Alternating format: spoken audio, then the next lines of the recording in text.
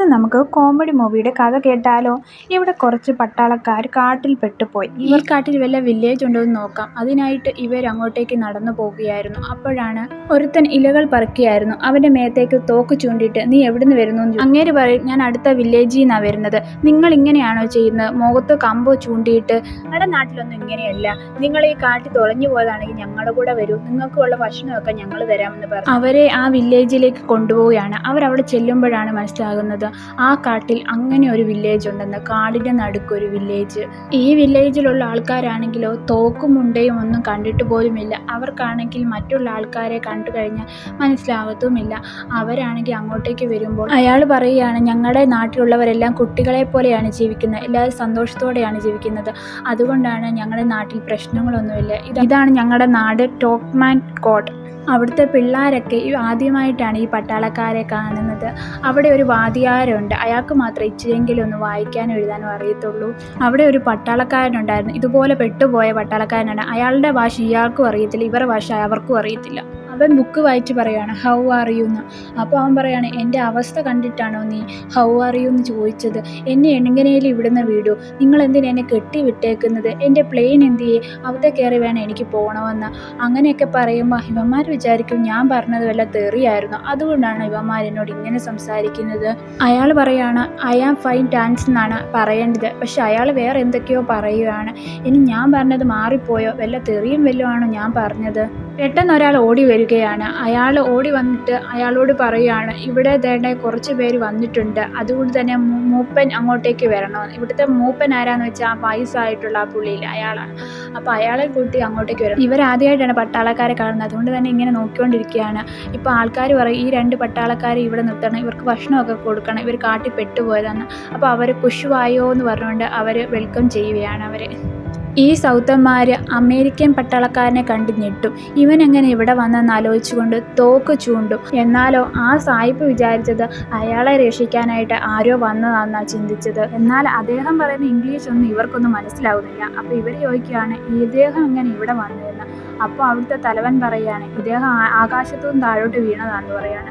അയാളുടെ പ്ലെയിൻ താഴേക്ക് വീണു, അതുകൊണ്ടാണ് ഇങ്ങോട്ടേക്ക് വന്നത്. അവിടെ 2 പിള്ളേർ. ഇവിടെയുള്ള പെണ്ണ് പറയാണ്, നീ ഒച്ച വെക്കല്ലേ, നീ ഒച്ച വെച്ചാൽ ഇത് ചിലപ്പോൾ പറന്നു പോകുന്നു, നീ ഒന്ന് പോടി വേണ്ടേന്ന് പറഞ്ഞിട്ട് ആ ചെറുക്കൻ അങ്ങോട്ടേക്ക് പോകും. ഇവർ 2 പേരും കളിച്ചിട്ട് 2 പേരും അങ്ങോട്ടേക്ക് പോരുകയാണ്. ഈ പെണ്ണ് ചെറുക്കന്. നോർത്തന്മാർ അങ്ങോട്ടേക്ക് വരികയാണ്. അപ്പോഴാണ് ഈ പെണ്ണിനെ കണ്ടത്.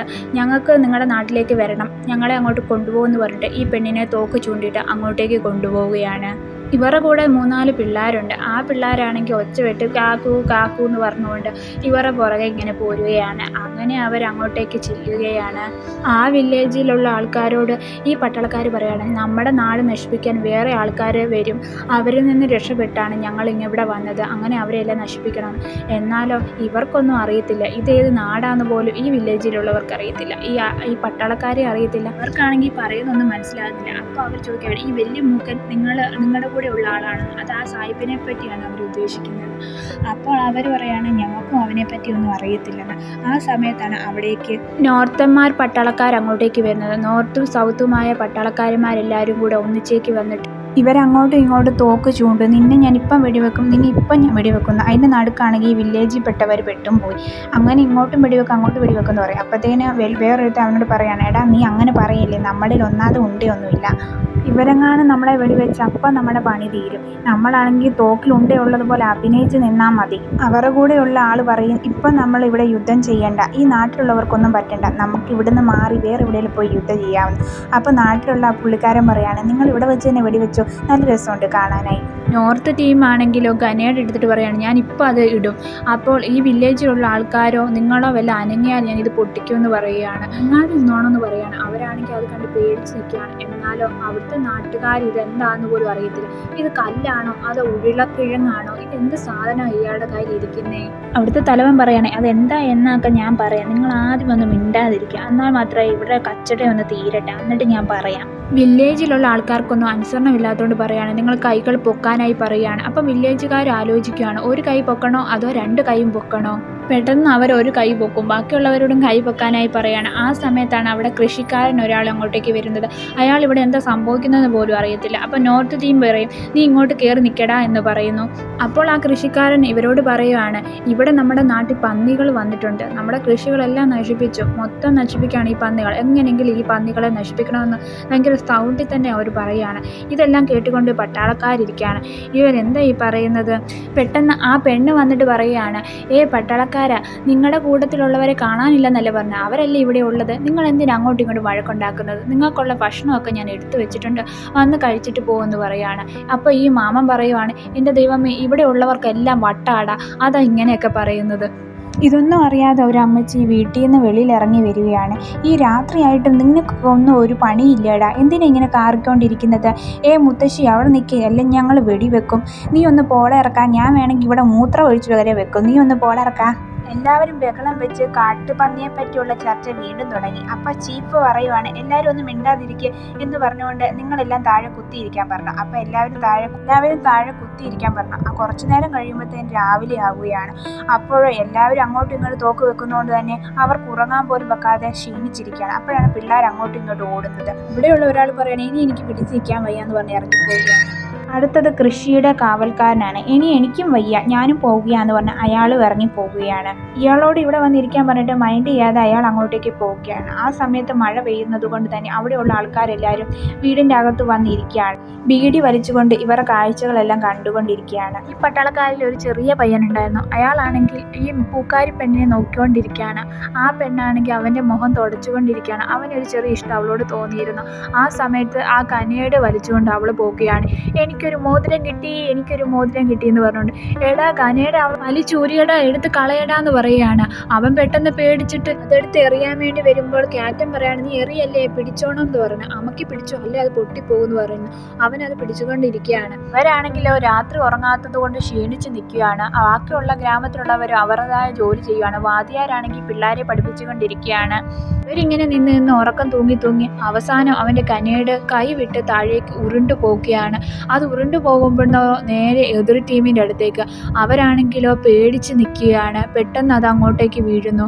എന്നാൽ അവർ ചാടുകയും ചെയ്യുന്നുണ്ട്. എന്നാലോ അത് പൊട്ടുന്നൊന്നുമില്ല. അവന്മാർ വിചാരിച്ചു അത് പൊട്ടിച്ചാകുമെന്ന്. അപ്പം വേറൊരുത്തൻ അതിൻ്റെ മണ്ടയ്ക്കോട്ട് ചാടുകയാണ്. ഞാൻ ചത്താലും നിങ്ങളാരും ചാകേണ്ടത്, സാധാരണ പട്ടാളക്കാരങ്ങനെയാണല്ലോ. പക്ഷെ അത് പൊട്ടിയില്ല. അത് പൊട്ടാത്തത് കൊണ്ട് തന്നെ അവർക്ക് മനസ്സിലായി ഇത് കനേഡാണെന്ന് അവർക്ക് മനസ്സിലായി. ഈ പൊട്ട കനേഡ് നമുക്ക് കളയാമെന്ന് പറഞ്ഞുകൊണ്ട് അവൻ അങ്ങോട്ടേക്ക് വലിച്ചെറിയാണ്. അത് നേരെ വീഴുന്നത് ഒരു പത്തായത്തിലേക്കായിരുന്നു. അത് പൊട്ടി തകരുമായിരുന്നു. ആ പത്തായമാണെങ്കിലോ ഈ ഗ്രാമത്തിലുള്ള ആൾക്കാരെല്ലാം അരിയും സാധനങ്ങളെല്ലാം സൂക്ഷിച്ചു വെച്ച പത്തായമായിരുന്നു.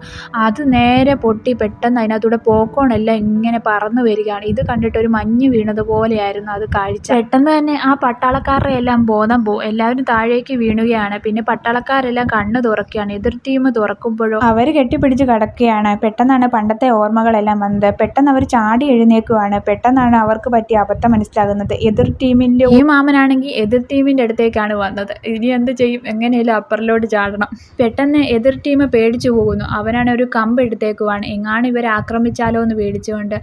ഇവരുടെ കൂട്ടത്തിലുള്ള ചെറിയൊരു പട്ടാളക്കാരനില്ലേ, അവൻ്റെ തലയിലാണെങ്കിൽ ഒരു പൂ വെച്ചേക്കുവാണ്. ആ പെണ്ണ് വെച്ചതാന്ന് തോന്നുന്നു. അമ്മച്ചി പറയുകയാണ്, നിങ്ങൾ കളിച്ചത് മതിയാക്ക്, ഇനി വാ, മുഖമൊക്കെ കഴുകിയിട്ട് വാ, നമുക്ക് ഭക്ഷണം കഴിക്കാമെന്ന് പറയുകയാണ്. ഇവരെല്ലാവരും ഒന്നിച്ചിരുന്ന് ഭക്ഷണം കഴിക്കുകയാണ്. വില്ലേജിലുള്ള ആൾക്കാർ പറയുകയാണ്, ഞങ്ങളുടെ അരിയും സാധനങ്ങളെല്ലാം നിങ്ങളാണ് നശിപ്പിച്ചത്, നിങ്ങൾ ആ ബോംബ് ഇട്ടതുകൊണ്ട് എല്ലാം നശിപ്പിച്ചതെന്ന് പറയുകയാണ്. നിങ്ങൾ തന്നെ കൃഷി ചെയ്ത് ഞങ്ങൾക്കതെല്ലാം ശേഖരിച്ച് തരണമെന്ന് പറയുന്നു. അപ്പോഴാണ് ആ പട്ടാളക്കാരൻ്റെ ക്യാപ്റ്റൻ പറയുകയാണ്, നമ്മളാണ് ഇവർ അരിയും സാധനങ്ങൾ നശിപ്പിച്ചത്, അതുകൊണ്ട് തന്നെ നമ്മൾ തന്നെ കൃഷി ചെയ്ത് ആ പത്തായം നമ്മൾ നിറച്ചു കൊടുക്കണമെന്ന് പറയുന്നു. നോർത്ത് ടീം അവിടുത്തെ ആൾക്കാരെ സഹായിക്കാനായി കൃഷി ചെയ്യാനായി പോകും. എന്നാൽ സൗത്ത് ടീമിനും കുറ്റബോധമുണ്ട്. അതുകൊണ്ട് അവരും കൂടെ കൃഷി ചെയ്യാമെന്ന് പറഞ്ഞ് അവരൊന്നിച്ച് അങ്ങോട്ടേക്ക് പോകുകയാണ്. അവരൊന്നിച്ച് കൃഷി ചെയ്യുകയാണ്. എന്നാലും അവർക്ക് പേടിയാണ്. എപ്പോഴാണ് ഇവർ തമ്മിൽ യുദ്ധം ഉണ്ടാകുന്നതെന്ന് പറയാൻ പറ്റത്തില്ലല്ലോ. പേടിച്ചുകൊണ്ടാണേലും അവർ കൃഷിയുടെ കാര്യങ്ങൾ ശ്രദ്ധിച്ചുകൊണ്ടിരിക്കുകയാണ്. നോർത്ത് ടീം പറയുകയാണ്, ഞങ്ങൾ എന്തായാലും ഇവരുടെ ഉള്ള ആൾക്കാർക്കൊക്കെ കൃഷി ചെയ്ത് പത്തായം നിറച്ചിട്ടേ പോകത്തുള്ളെന്ന്.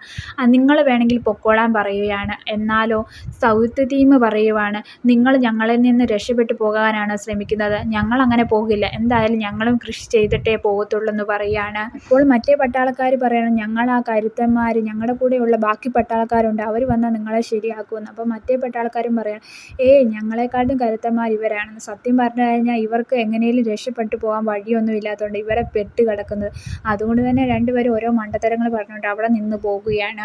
ഈ നോർത്തന്മാരാണെങ്കിൽ ഒരാളെ കാവൽ നിർത്തിയിട്ട് മറ്റേ ആൾക്കാർ ഉറങ്ങും. കുറച്ച് കഴിയുമ്പോൾ അവനെ ഉറക്കിയിട്ട് വേറൊരാൾ കാവൽ നിൽക്കും. ഇതുപോലെ തന്നെയാണ് സൗത്തന്മാരും. ഇവർക്ക് രണ്ടുപേർക്കും അങ്ങോട്ടും ഇങ്ങോട്ടും വിശ്വാസമില്ല. അതുകൊണ്ട് തന്നെ രാത്രി ഉറങ്ങാതെയാണ് ഇവർ കാവൽ നിൽക്കുന്നത്. വെപ്പണും സാധനങ്ങളൊക്കെ കണ്ടുപിടിക്കാനായിരുന്നു അമേരിക്കൻ പട്ടാളക്കാരൻ അങ്ങോട്ടേക്ക് വന്നത്. പക്ഷേങ്കിലോ ഈ നാട്ടിൽ അവർ പെട്ടുപോയി. അതുകൊണ്ട് തന്നെ അയാളെ കണ്ടുപിടിക്കണമെന്ന് അമേരിക്കൻ പട്ടാളക്കാരൻ പറയുകയാണ്. ആ ചെറിയ പയ്യന് ആ പൂക്കാരി പെണ്ണിനോട് ചെറിയൊരു ഇഷ്ടമുണ്ട്. അതെന്തുകൊണ്ടാണെന്ന് അറിയത്തില്ല. അവർ പറയുന്ന ജോലിയെല്ലാം അവൻ ചെയ്തു കൊടുക്കുന്നുമുണ്ട്. എതിർ ടീം പറയാണ്, നിങ്ങൾ പട്ടികളുടെ കൂടെ നിൽക്കുകയാണല്ലോ, നിങ്ങളൊരു പട്ടികളാണല്ലോ എന്ന് പറയുകയാണ്. പെട്ടെന്ന് സൗത്ത് ടീമിന് ദേഷ്യം വരികയാണ്. അവരങ്ങോട്ടും ഇങ്ങോട്ടും വഴക്കുണ്ടാക്കാനായി തുടങ്ങുകയായിരുന്നു. ഞാൻ പറഞ്ഞില്ലായിരുന്നു ഇവിടെ വെച്ച് വഴക്കുണ്ടാക്കണമെന്ന്. അവൻ പെട്ടെന്ന് ദേഷ്യമായി ചീപ്പിൻ്റെ കർണക്കുറ്റി നോക്കി ഒരെണ്ണം പൊട്ടിക്കുകയാണ്. അവനും ദേഷ്യമായി. അവനാണെങ്കിലോ അവനെ ഞെക്കി പിടിച്ചിട്ട് അവനും ഒരെണ്ണം കൊടുക്കുന്നു. ഇവിടെയുള്ള ആൾക്കാർ ഇവരെന്തായി ചെയ്യുന്നതെന്ന് പറഞ്ഞുകൊണ്ട് നോക്കിക്കൊണ്ടിരിക്കുകയാണ്. അവരെല്ലാവരും വന്ന് പിടിച്ചു മാറ്റിയത് കൊണ്ട് തന്നെ അവിടെ ആ വഴക്ക് കഴിയുകയാണ്. എന്നാൽ ആ സായിപ്പാണെങ്കിലോ ആ പ്ലെയിനിൽ കയറിയിട്ട് എങ്ങനെയും രക്ഷപ്പെടാൻ വഴിയുണ്ടോ എന്ന് അവൻ നോക്കി കോൺടാക്റ്റ് ചെയ്യാൻ ശ്രമിക്കുകയാണ്. പക്ഷേ പറ്റുന്നില്ല. എന്നാൽ ഇവൻ്റെ കൂടെ വന്ന ഒരു ചെറുക്കനായിരുന്നു. അപ്പോഴവനൊരു പണി ഒപ്പിച്ചിട്ട് അവൻ ഓടിപ്പോവുകയാണ്. എന്താ സംഭവിച്ചതെന്നറിയാതെ അവൻ അങ്ങോട്ടേക്ക് നോക്കുമ്പോഴോ കുറേ തേനീച്ചകൾ അവൻ്റെ പുറകെ വരികയായിരുന്നു. അവൻ അവിടുന്ന് ഓടിപ്പോവുകയാണ്. ആ തേനീച്ചകളെല്ലാം അവനെ ആക്രമിച്ചു. ആ ചെറുക്കനെ ഓർത്ത് അവൻ്റെ അമ്മയ്ക്ക് പേടിയാണ്. കാരണം ഇതിനു മുമ്പ് ഒരു മൂത്ത മോനുണ്ടായിരുന്നു. ആ മോനാണെങ്കിൽ കാണാതായി പോയി. അതുപോലെ തന്നെ ഇവൻ പോകുമെന്നാണ് ആ അമ്മയ്ക്ക് പേടിയുള്ളത്. അതുകൊണ്ട് തന്നെ ഈ പട്ടാളക്കാരനെ ഒന്നും ഈ അമ്മയ്ക്ക് ഇഷ്ടമല്ല. ഈ പട്ടാളക്കാരെല്ലാം കൃഷി സ്ഥലത്തായിരുന്നു. അപ്പോൾ നോർത്തൻ പറയുവാണ്, ഈ സൗത്തന്മാരെല്ലാം എന്തിനാ നമ്മുടെ നേരെ ഇങ്ങനെ വരുന്നത്, ഞങ്ങളെ എന്തിനാ നീ നശിപ്പിക്കാൻ നോക്കുന്നതെന്ന്. അപ്പോൾ സൗത്തന്മാർ പറയണം, നിങ്ങളെ ഞങ്ങൾ നശിപ്പിക്കാനൊന്നും വന്നിട്ടില്ല, നിങ്ങളാണെങ്കിൽ അമേരിക്കയോട് ചേർന്ന് നിങ്ങൾ അങ്ങോട്ടും ഇങ്ങോട്ടും യുദ്ധം ചെയ്യല്ലേ, വല്ല ആവശ്യമുണ്ടോ. അപ്പോൾ ക്യാപ്റ്റൻ പറയാണ്, നിർത്തടാ ഒന്ന്, നമ്മുടെ ഡ്യൂട്ടി അങ്ങനെയാണ്, നമ്മളാണെങ്കിൽ യുദ്ധം ചെയ്യേണ്ടതായിട്ട് വരും. ഇപ്പോൾ എന്ത് ചെയ്യാൻ പറ്റും, ഇവർക്കാണെങ്കിൽ നോർത്ത് സൗത്തിനെ ആയിട്ട് ആക്രമിക്കേണ്ട ആവശ്യമായിട്ടുണ്ട്. പക്ഷേ ഇവർക്ക് എന്ത് ചെയ്യേണ്ടി വരും, ഇവരുടെ ഡ്യൂട്ടി അതായി പോയില്ലേ. ആ സമയത്താണ് ആ മുഴുത്ത കാട്ടുപന്നി അവരുടെ അടുത്തേക്ക് വരുന്നത്. അതിനെ കണ്ടിട്ട് എങ്ങനെയെങ്കിലും അതിനെ പിടിക്കണമെന്ന് അവർ തീരുമാനിക്കുകയാണ്. അതിനുവേണ്ടി കൂടെയുള്ളവർ കയറെല്ലാം വലിച്ചിടുകയാണ്. ആ പട്ടാളക്കാർ കയറ് വലിച്ചെറിയുന്നു. അതങ്ങോട്ടേക്ക് ഓടി വരുമ്പോഴോ കാല് തട്ടി നേരെ താഴേക്ക് വീഴുകയാണ്. ആ സമയത്ത് അവിടെയുള്ള ക്യാപ്റ്റൻ പെട്ടെന്ന് ഒരു കത്തിയെടുത്ത് അതിനെ കുത്തി കൊല്ലുകയാണ്.